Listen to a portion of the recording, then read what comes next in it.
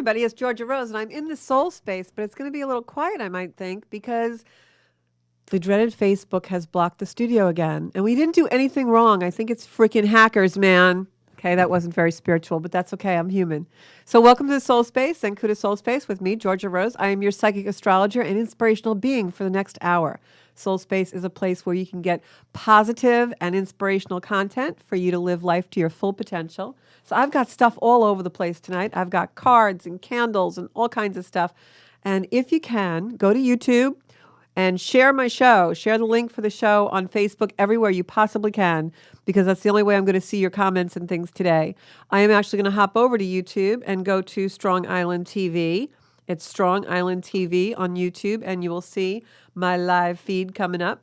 So I've got a packed show for you tonight, so I hope I do see some comments, because I am really going to want to hear what you guys have to say on the subject of, are you ready to date? From a spiritual perspective, which I know none of you look at dating from a spiritual perspective. I know you little horny toads out there. My little hornies and kudas are all out there trying to date up a storm. So again, welcome to the Soul Space. We're on YouTube tonight, not on Facebook. I'm hopping on over to Strong Island TV.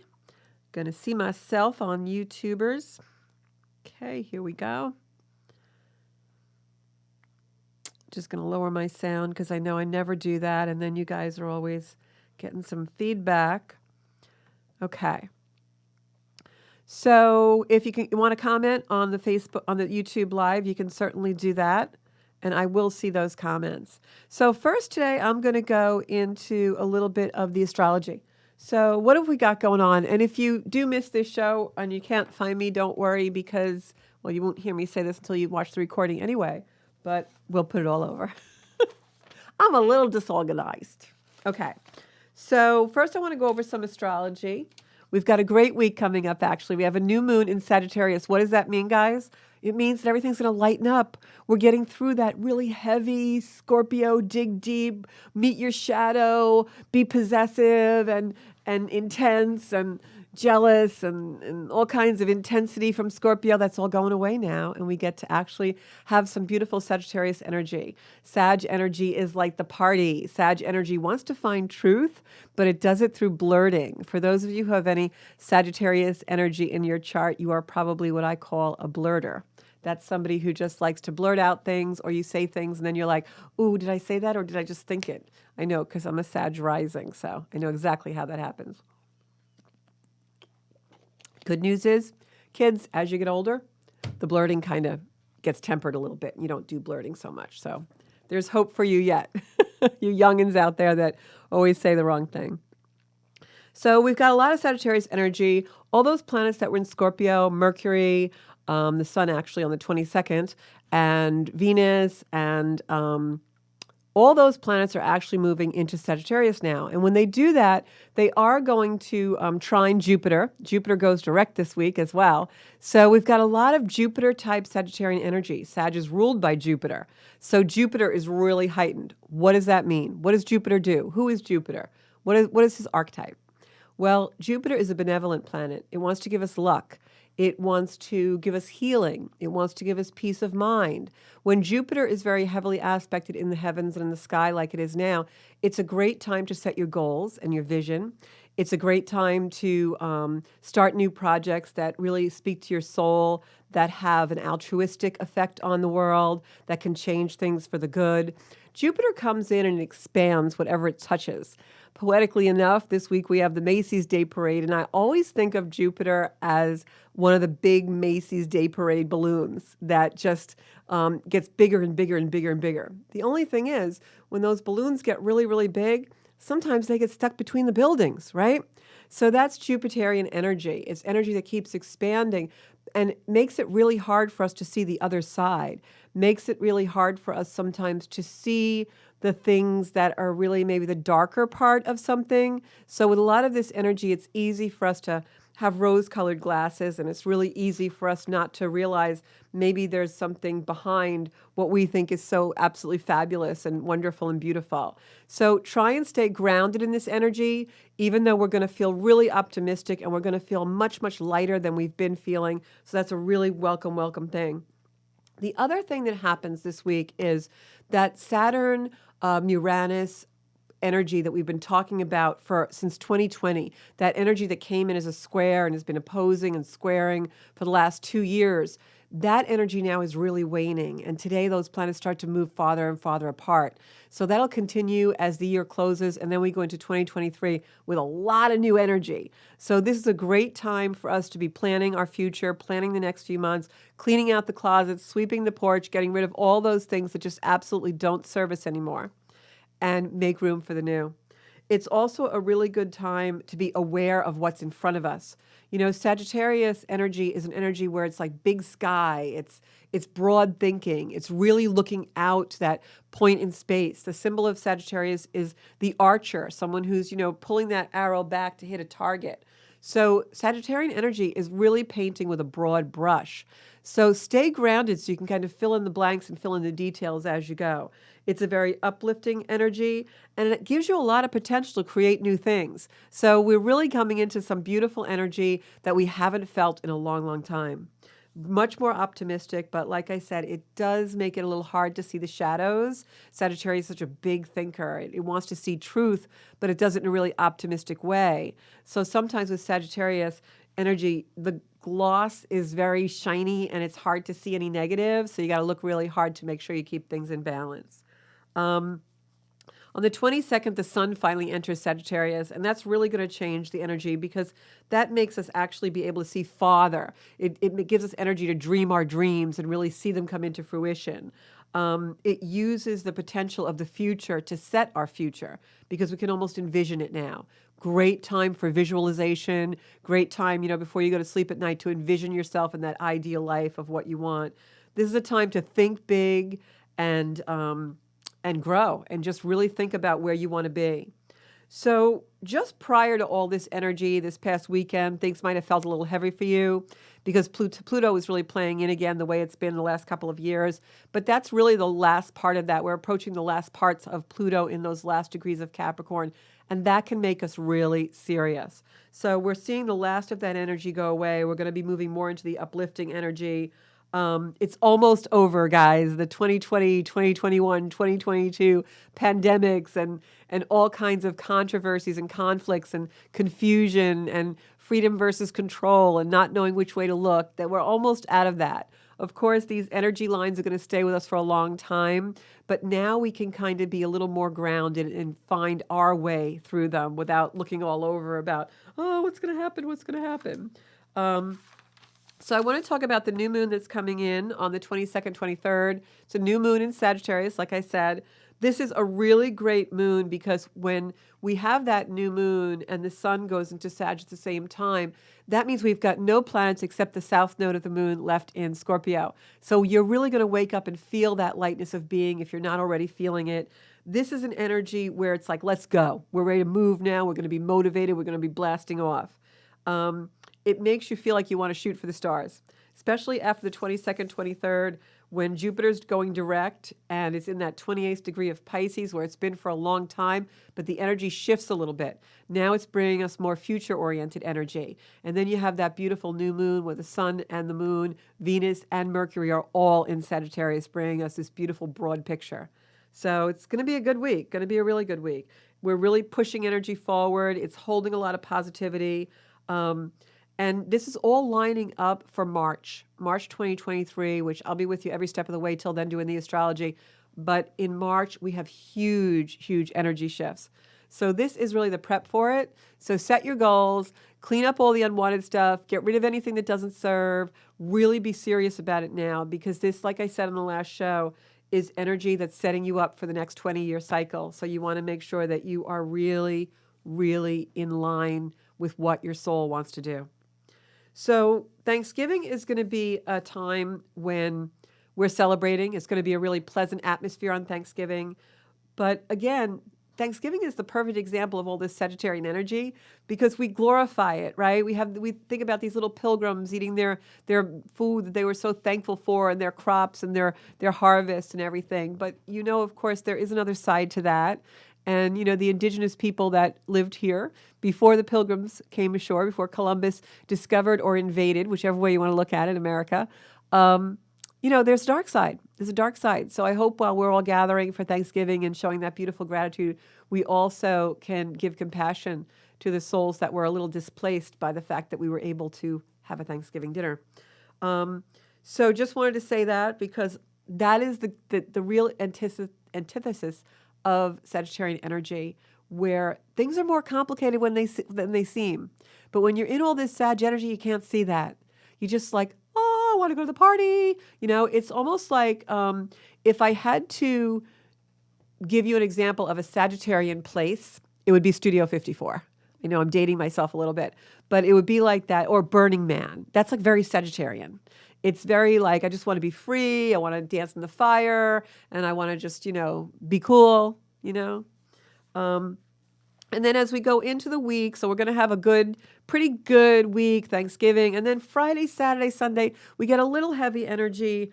Mercury starts making some aspects to Pluto, and then Venus does that, and then the Sun does that. It's a half square to Pluto. And that is going to kind of show us what's beneath the surface a little bit. If anybody's been playing anything that they shouldn't have been playing or doing anything they shouldn't have been doing, it's going to come up this weekend. It's just going to be revealed. And that moon in Capricorn that happens after the new moon on Tuesday, Wednesday is the new moon, and then on Friday, by that time, the moon is in Capricorn. That's going to calm us down. That's going to make us a little bit serious. So towards the end of the day on Thanksgiving, we're going to start to feel a little bit more grounded, not so giddy, not so talky, and we're going to kind of be figuring stuff out. So don't be surprised if you don't really say anything to anyone on Thanksgiving that's, mean, or if somebody says something to you that's mean, or something happens but you don't really react to it because you're in a good mood. And then on the way home, you start thinking about it. And then by Friday, you want to make the phone call. That's kind of how it's going to go down. Saturday is a great day to just rest, release, recharge. Really don't want to do anything too strenuous on Saturday. If you have to do any kind of post-Thanksgiving shopping or Christmas shopping or any kind of, celebratory things that are not taking place on the day, Sunday is the better day for that. Saturday, our nervous system really needs to rest. There's a lot of things going on in the cosmos that we're going to want to take a step back from. Mars is trining Saturn on Saturday. You really don't want to do too much. You kind of want to relax. And then when Sunday comes around, Sunday is the day where we really want to do any hard work that we've been putting off. Sunday's a good day. Monday, going into the next week, which I'll be here Monday night to talk about, we get a little bit of a heavier type of energy. So I'm glad Joanne and Aaron found me. Guys, share the show if you can, if you know how to do that, or just share the link because, I don't think anybody's finding us. Facebook's really doing a whammy on us, but Bobby, my producer, and I are going to find a way around that. So this show is about lots of different things every week. And this week, the subject is, are you ready to date? Are you ready to date? How do you know, right? If you've been single a long time, or maybe you're just young and you're of an age now where you're going to start to date, are you ready to do that? If you're middle-aged and you just went through a long relationship or a divorce and now you're suddenly finding yourself single, like, are you ready to date? How do you know? So now I know what you're all wondering out there. You're all wondering, well, who is she to talk about dating? Like, what does she know about dating, right? Well, I did my share of dating in my 20s. And no, that wasn't as long ago as you guys think. But I did that share of dating in the 20s that we all do. And we really don't care about anything. And we're just having fun and whatever. And then, of course, I met someone and got married. And then I got divorced. And then I met someone else and got married. And then I got divorced. And then I met the love of my life. And then I got divorced. But anyway, I am an expert on relationships. Because I've really learned from every place I've been. And I've been in a good relationship for a few years. And, it has its ups and downs like everything does. But for about 10 years in midlife, I was single and had, a brief relationship here and there, a year here, year and a half there, whatever, those little things we do. But boy, for 10 years, for a whole decade, I really experimented in the dating pool. And I know really what it's like to be middle-aged and dating. Like, I could have written Carrie Bradshaw's life and the new show that they have out. I could definitely write that. I could write that show. I have a very good girlfriend of mine that I won't name her, but she and I always talk about writing a book because we have all the stories, let me tell you. So this is what I gleaned from my very large and expansive life in singledom and marrieddom and relationshipdom. And a lot of what I learned about dating, actually, I brought over to other relationships in my life and really enhanced them and really, really made them better, deeper. One of the things I will say about dating for me personally, I believe if you date the right way and you use dating in the right way, that it teaches you more about yourself than anything in life you will ever learn, because it really makes you oftentimes look at yourself and look at your emotions and why you're having the emotions. So if you are someone who's out there dating, that's the first thing I would say is use it as a platform to learn about yourself and really engage and be very aware of what your emotions are while you're in the process. For instance, one of my things that I had to really admit about myself and relax was when I first began to date, somewhere around, I don't know, like 2011 or something. I had that like decade where, it was some kind of a decade, 7, 8 years, 9 years. And I remember when I first started dating, I'd been married a very long time. I'd been with someone, almost like 18, 19 years. And so I go to start dating, and it was just so foreign to me. Like, I didn't even know, like, people did that at my age. Then I was like only, my early 40s or whatever. And I remember one of the things I would do is, like, every date I had, the guy would be sitting across from me at dinner or whatever, and like we'd be like just ordering, and I just like knew the guy, from somewhere, met him or a mutual friend or online or whatever. And I would literally be looking at him thinking, could I live with this person? Could I ever marry this person? Could I ever like really be with this person? And I had to finally become aware that I was doing that, because 9 times out of 10, somebody you just meet after an hour, the answer to those questions are absolutely no. Hell no, right? And so what I had to do was realize that I do that and realize and calm myself down. I wasn't ready to date, obviously, but I had to calm myself down, and I would really consciously be in front of these people, gentlemen, and actually have to say to myself, okay, Georgia, you're just having dinner. You're not, like, I'd be 10 years out with the guy. Like, in my mind, I wouldn't say it, but I'd be like 10 years out in my mind with the guy. Like, do I want to grow old with this person? Do I want to like have a retirement home with this person? I was having dinner, man. Just calm down, right? So I think that's one of the things about dating is we get way ahead of ourselves, and we put ourselves in these situations where there's so much pressure. Just like go out and have a drink, go out and have coffee. You're just having coffee with the guy. You're just having coffee with the girl. Don't get ahead of yourself. Be in the moment. So that would be my main advice. And then my other advice would be, before I go into the whole series of stuff I have to tell you about, my other advice would be stay present in the moment so that you can observe the person. Like, one of the things that I realized was I would be like so inwardly focused on dates. Does my hair look okay? Does my makeup look good? Do I smell okay? All this stuff, that I wasn't observing the other. And it's very, very important at dating that you observe. How does he or she handle things when the waiter screws up their order? How does she or he handle things when there's no parking? How do they handle things when the reservation is late? How do they handle things when someone cuts them off in traffic? How do they handle things when you disagree with them? How often do they ask you questions? Are they engaging you in the conversation? How do they treat the people around them? What are their relationships like with their families and their children and their parents? Like, observe that, because the subtle nuances of people don't lie. They'll put up, we all put on our face, and we all have the dating voice and the dating clothes and the dating everything. And then usually 3 months in, honeymoon's over and you really meet the person. But the 3-month mark is always that mark. But on the first date, subtleties will come through, and you'll be able to know and tell. You'll be able to tell. Do they open the door for you? If you are a man, is the woman, can you tell if she's a nurturer? Like, does she understand if you pick a seat, or does she allow you to be the man in the relationship, which we're going to get to in a minute? So the first thing I'm going to say to you, when you ask yourself if you're ready to date, or if you are out in the dating world and you're not having much success, first question to ask yourself is, what is your motivation for seeking a partner? Because I think where we get off on the wrong foot is you're really not looking for love. You're just looking for someone to cure your loneliness. And if you're lonely, you're going to be lonely with another person in the room. So is it love or loneliness? Why are you really creeping the dating sites at 3 o'clock in the morning? I don't think you're looking for love there. I think you're looking for some entertainment, someone to make you feel better, someone to fill loneliness, and that's really the wrong reason to date. And let me make that a little bit clearer, um, or you can clear her. Um, if you're lonely because your life isn't fulfilling, you're not going to date someone that's going to make your life fulfilling. You're going to attract someone who's in the same place. And two lonely, unfulfilled people probably won't be really good at fulfilling each other. So look at your motivation and really unpack and dissect, what are you looking for? Are you looking for attention? I will be the first to admit, coming off a long marriage that ended badly and blindsided me, I was definitely looking for attention. I mean, I was definitely vulnerable to compliments and people really listening to me or hearing me or treating me really nice because I hadn't been treated that way in a few months.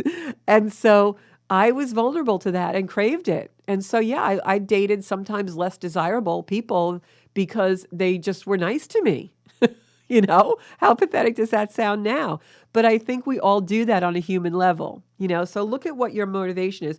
Are you tired of being alone? I hear that all the time. It's cringeworthy. People will say, I'm really tired of being alone. It's time for me to be out there.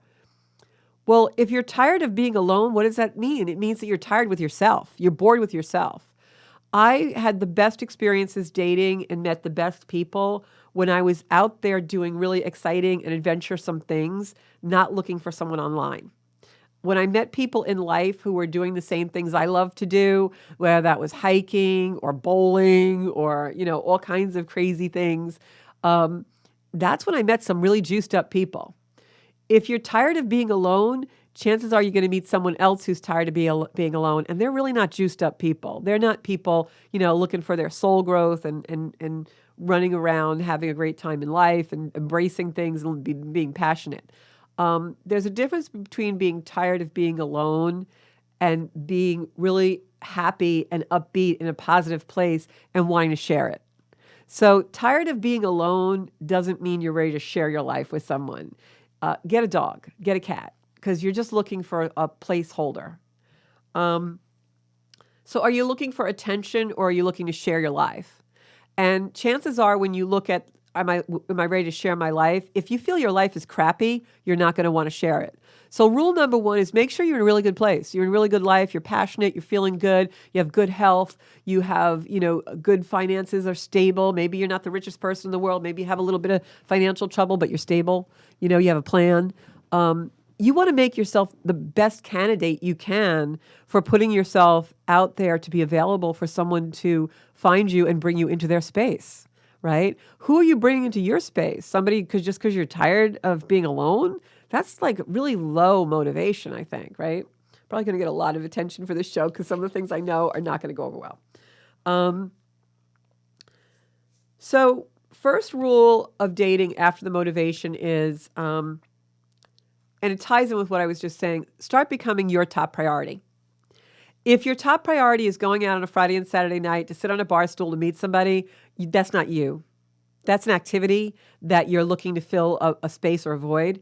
When you become your priority and you are feeling good and looking good and you're at the top of your totem pole, right? That totem pole that we talk about a lot here in the soul space of what are my priorities in life? How do I measure who comes first? What's the most important thing to me?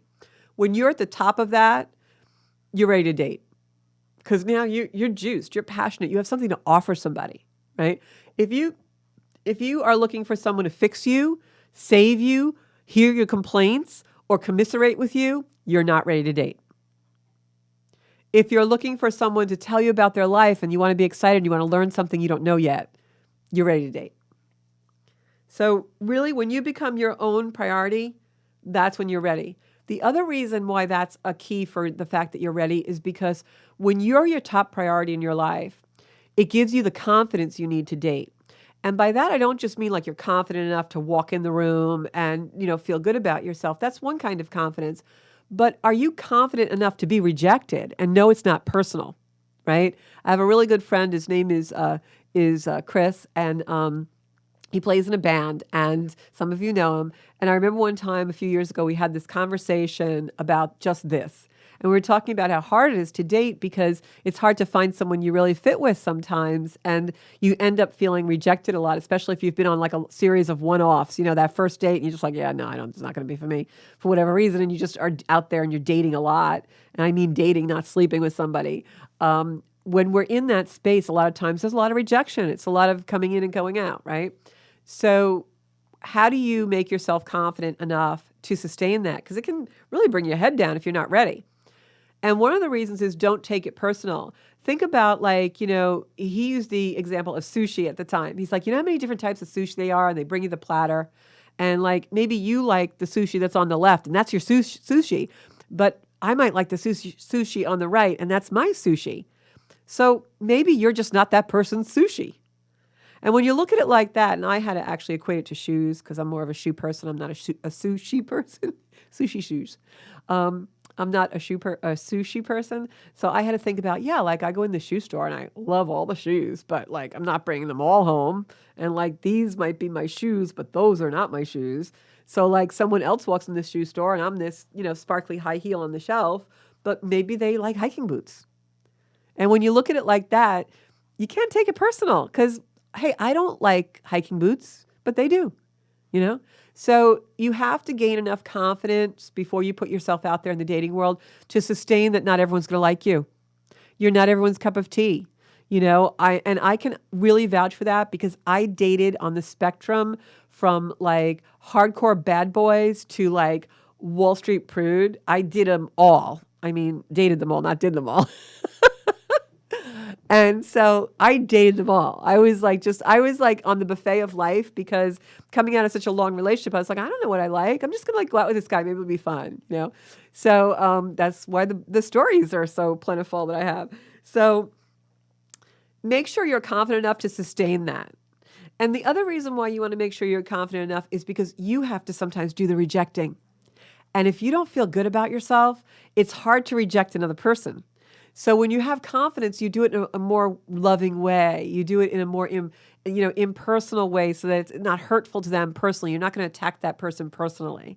You're able to just say, you seem like such a great person and you're a very interesting person, but I just don't think we have anything in common. And so I'm really not in a place where I'm really thinking I want to, expand on anything more. And so you can do it in that way, and wish them well. I have to be honest with you, for the very brief time in my life when, about 10 years ago when I online dated, I met some great friends that I'm still friends with now. I have like guy friends that like we never dated. I have one gentleman, actually, he just passed away, but where we were actually on salad. Like we didn't even get to the entree and we looked at each other and we're like, yeah, we're just friends. And we remained friends for so long. And like we used to be each other's wingman and we'd go out. It was really nice to have that relationship. So sometimes you really meet great people and they become different than what you think they're going to be in your life, but they're really important in your life. I remember I met one guy who was a long distance trucker that he actually used to bring me things from all over the country. We were more like brother and sister. We used to tease and say, you're like my brother from another mother. He was super spiritual when I was really in the infancy of my trek. And he used to bring me all these beautiful things from the desert. And he knew all these things about shamanism. And he's the one who actually introduced me to shamanism. And he actually ended up marrying somebody else. And it was just a really great relationship at the time. So trust that the universe is bringing people into your life for reasons, like that saying, reasons, seasons, kind of cliche, I hate it. But, they're bringing people into your life for a reason. Maybe they're not your romantic partner, but they could have some value for you. So make sure you have the confidence to be able to discern that. When you're insecure, you want everyone to be your boyfriend. And that's just not a good look. So number two, after the number one was start becoming your top priority. The other stuff was just, ooh, someone's calling into the show.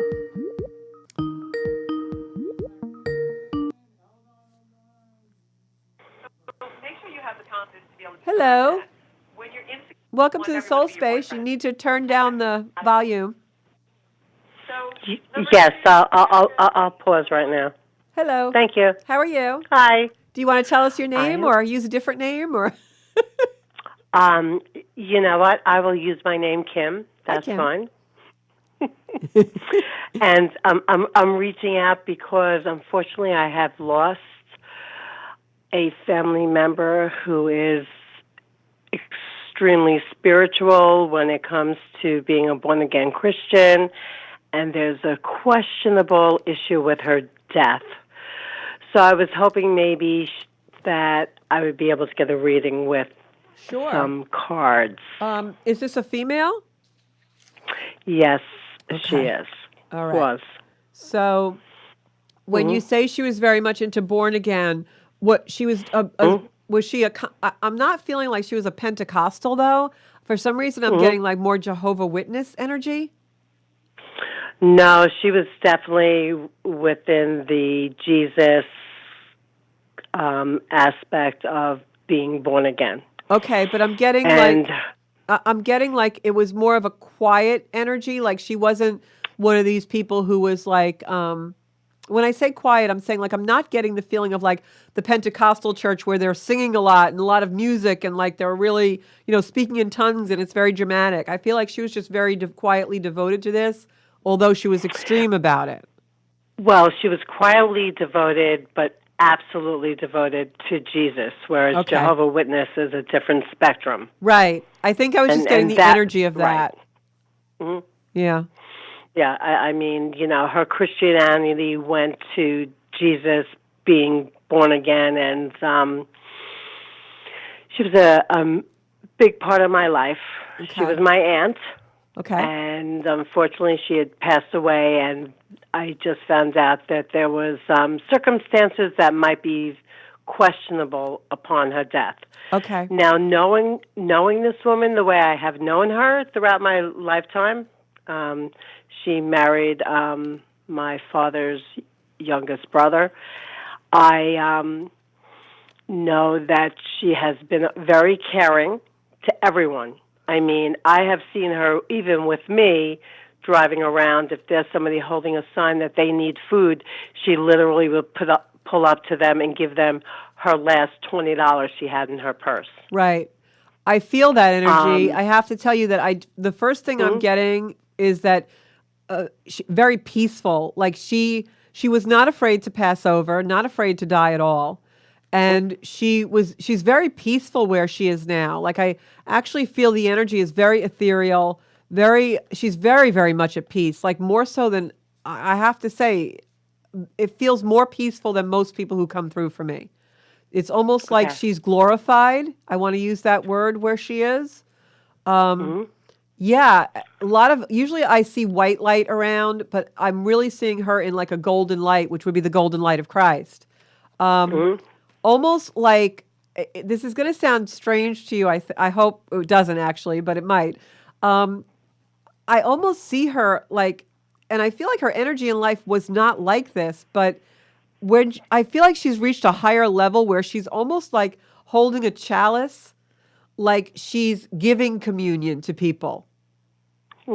Like she's now reached that, something that I don't think she would do here, but she's doing there. And it's very symbolic for me because chalices are new beginnings for me in my psychic dictionary. And I feel like when she crossed over, like she's just, it's like the expansion was immediate with her soul. Just immediate. I do. I definitely would believe that. Yeah, because that I is the feel it woman very that she was. strongly. Now, I feel like there's something, I'm getting something medical that is like, it seems like there's more to the story. So I don't know if this was deliberate or an accidental mix-up, but I feel like there's some kind of deception, and I feel like this will be revealed. Especially, they're showing me December for some reason, and I feel like there are questions that are unanswered about the circumstances of her death, like actually the way that it happened and why it happened. And I feel like you're looking for answers that are going to come, and just trust, because I feel like you're going to get answers around December. I'm going to pick some cards now. What was Aunt's name? Patricia. Okay. Is there someone named Anne that would be in the family here or around her on the other side? Well, that is her middle name, so there's Okay. a possibility that she might be Named after someone. named after someone. Okay, 'cause which, that's what I'm unfortunately, getting. I don't know. So Well, that's a since possibility. That and that was a middle name. and since I picked up with you, I've been getting the name Anne. So I can feel how religious she was, and I use the word religious because she was so devoted to what her belief was, and almost like she had the light of Christ in her heart, even here on earth. And on the other Absolutely. side, she's really like in that golden light. Like I literally see her like with a chalice giving communion. How wonderful. Okay, thank you. That would be great for me. I'm just looking. I'm pulling some cards now. The communication is definitely coming. Kim, I really feel like you are going to get some kind of news around December time. They're showing Okay. me that very clearly.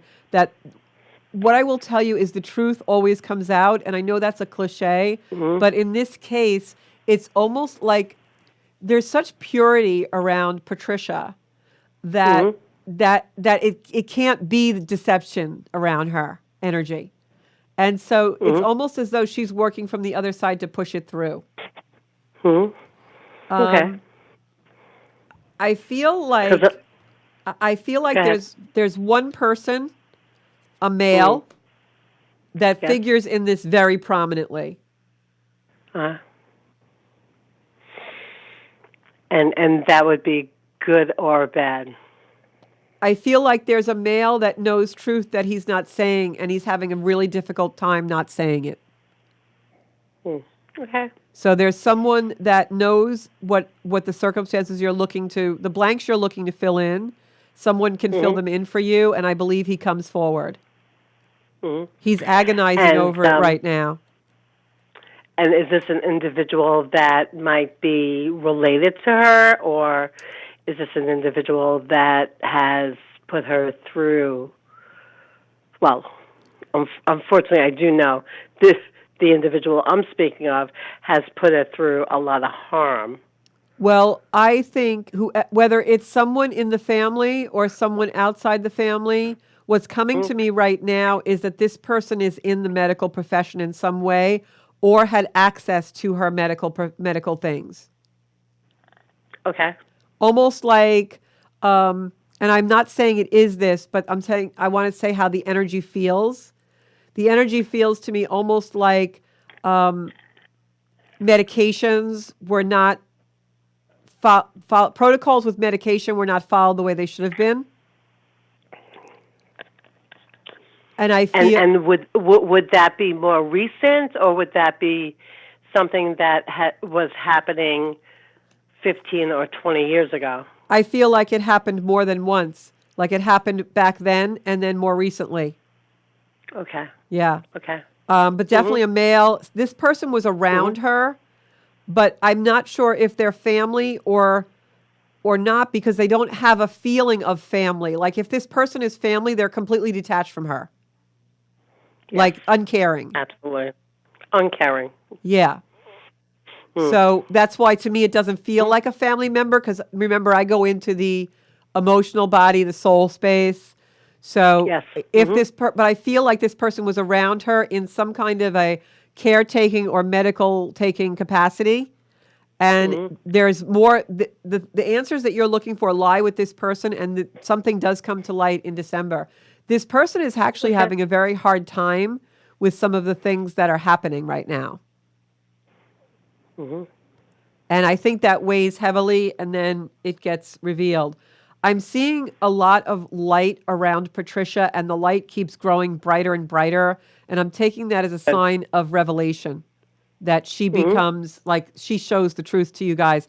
Watch very carefully for signs, Kim, because Patricia's going to give you signs. The signs that have been revealed to me are numbers on clocks.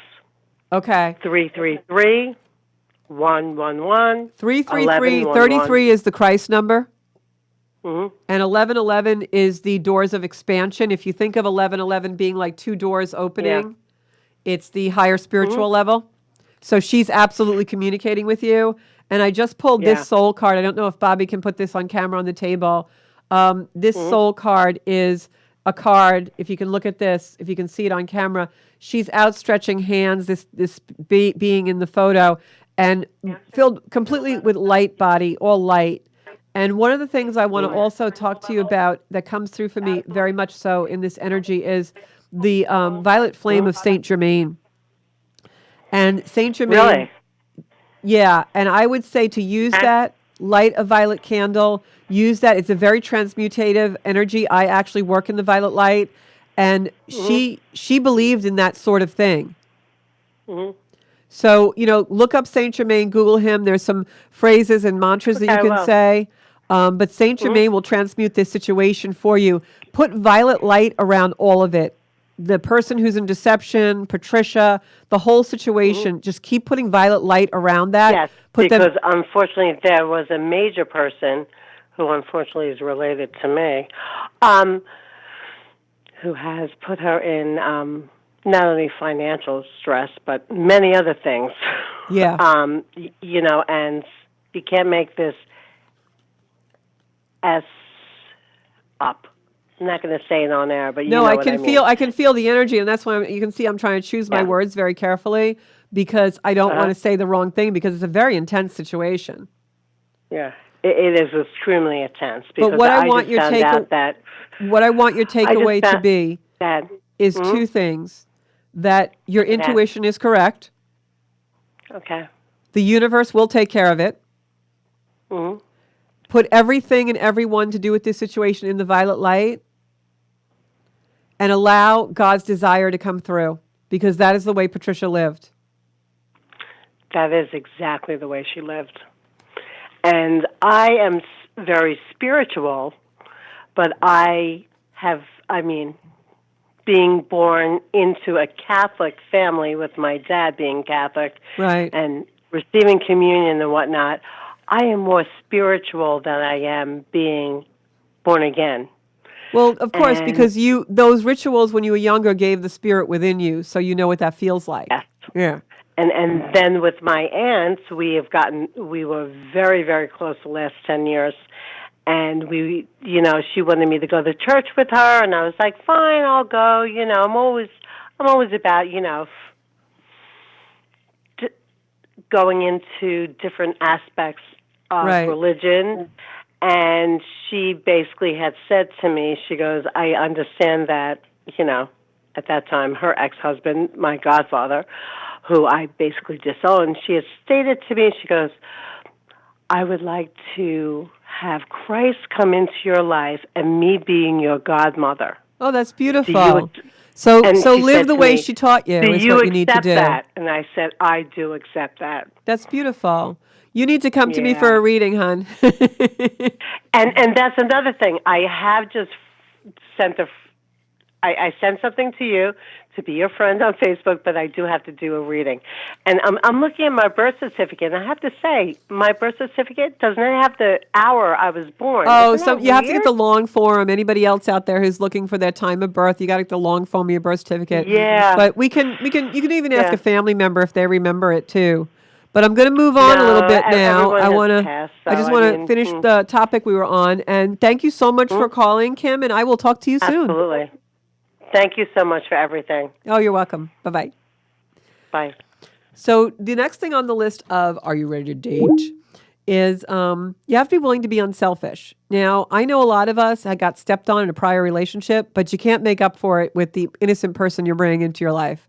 So remember, relationships are 50-50. And if you are still of the frame of mind like you want to be Miss Independent or Mr. I don't need anybody, then you're not ready to date because dating means that you are codependent at times or interdependent, I should say, and that you are give and take. That, when you don't allow someone to give to you, then it's not a relationship. When you don't take from someone, it's not a relationship. It has to be balanced and 50-50. So if you've still got that chip on your shoulder that you're not going to let anybody in, you're not going to be let down again, oh, I'll show you I'm independent, then you're not ready to date. Next thing is you're not bitter about your ex anymore. When that finally stops, you know that you're not ready to, you know that you're ready to date. When you're still bitter about your ex, what happens? Well, for ladies, what happens is you become the man in the relationship. You're going to want control because you're not going to want to get screwed over again. And men become detached because they don't want to be a sucker again. So when you're still bitter about the exes and the relationships and the behaviors, you bring those energies to a relationship, and you can't have a relationship. Men need to be men. Men need to feel like you need them in certain ways. Men don't want to drive into your driveway and see you reshingling the roof. I'm sorry, ladies, you may be perfectly capable of doing it, and that's great. But when you have a man in your life, let him do the roof. Let him jack up your car and change your tire. Men really don't want a woman like that. They want an independent woman. They want a woman that doesn't need a rescue. They want a woman that's stable enough and strong enough to help them in their life if they're mature enough to accept it, which means they're ready for a relationship. But they don't want a woman who doesn't need them. Men don't want that. So really temper yourself and be who you really are as a woman if you're a woman, okay?